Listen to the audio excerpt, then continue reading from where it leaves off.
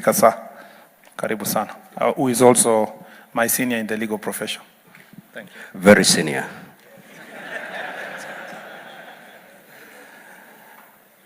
The family of our fallen brother, led by Mama Anna, Anthony, Jean, and Andrew, the clergy, our political leaders.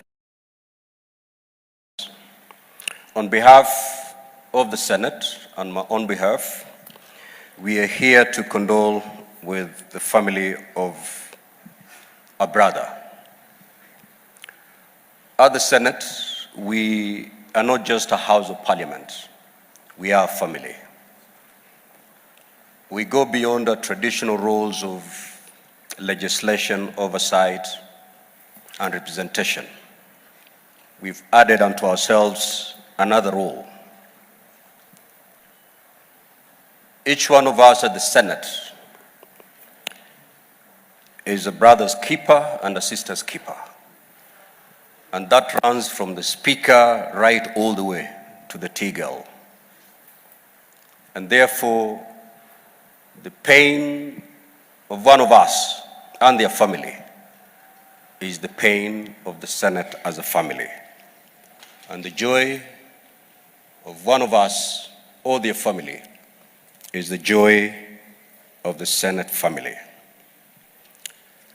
And so, as we gather here today, we gather here not just to mourn, but to honor a man whose name was synonymous with humility, wisdom, and self-service. Senator William Cheptumo, CBS. I received the news of his passing on Sunday, 16th of February, 2025. It came with a deep shock, and the weight of his absence is still heavy in our hearts.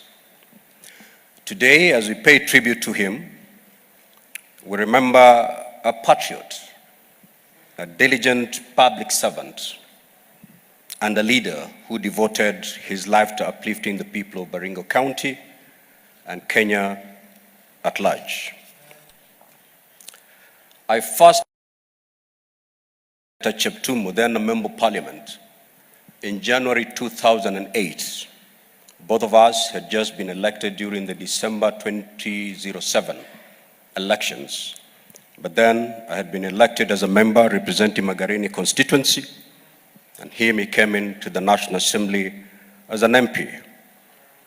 It was during that time that he was elected, or he was appointed as Assistant Minister in the Ministry of Justice and Constitutional Affairs, when I was appointed the Minister in charge of East African Community Affairs. And therefore, beyond being legislators, we both served in the Kibaki, do I call it broad-based? It was called Nusu Mkate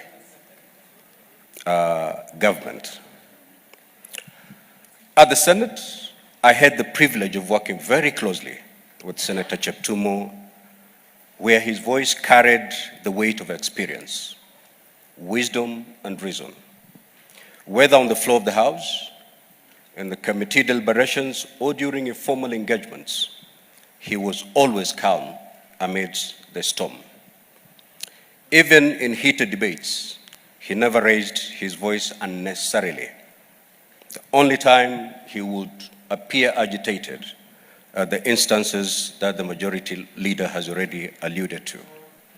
He simply raised his argument. He believed in dialogue, in finding solutions rather than dwelling on problems, and in forging consensus for the greater good of our country. Now, for those of you who follow Senate proceedings, you'll agree with me that the Senate is a smorgasbord. It's a buffet and a cocktail of different characters and temperaments, ranging from calm, moderate, to the live wire. Certainly, Senator Cheptumo belonged to the category I would describe as calm. let me not describe the remaining senators. But through public participation, allow me or help me to categorize the senator for Nandi and the senator for Nairobi. That you can categorize them yourselves. Many times I would watch him step into the chamber. His characteristic humility, evident in his measured steps, and a warm smile. No matter the gravity of the matter at hand, he was never one to seek the limelight. He spoke not to impress, but to guide. His legal mind was sharp, but his heart was even greater. The Standing Committee on National Security and Defense and Foreign Relations, Senator Cheptumo carried out his duties with unmatched dedication. I recall how passionately he advocated for the well-being of the police officers and victims of banditry, always reminding us that security was not just about policies, but about human lives. Beyond the walls of Parliament, Senator Cheptumo was a leader who genuinely cared about people. The stories of the quiet acts of kindness and his mentorship to young people and leaders will remain part of his enduring legacy. He was never too busy to listen, never too important to help.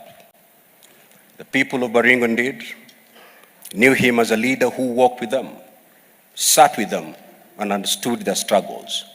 His contributions in improving access to education, expanding electricity connectivity, and pushing for better infrastructure were not just political commitments, they were personal missions. To the family of our dear colleague, we share in your sorrow, but we also celebrate the life of a man who gave his all. The hills of Bartwaba have lost a son, but Kenya has gained a legacy. As we bid farewell to Senator William Cheptumo, let us honor his memory by embracing the virtue he stood for, namely humility, integrity, and service to humanity. Rest in peace, our dear brother. Thank you.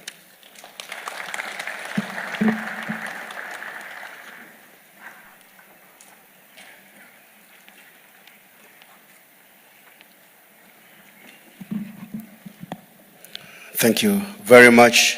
I think up to that level, probably we want to tumpigie makofi senator wetu, tumpigie makofi speaker wetu, piga makofi vizuri. Asanteni sana. Thank you. I believe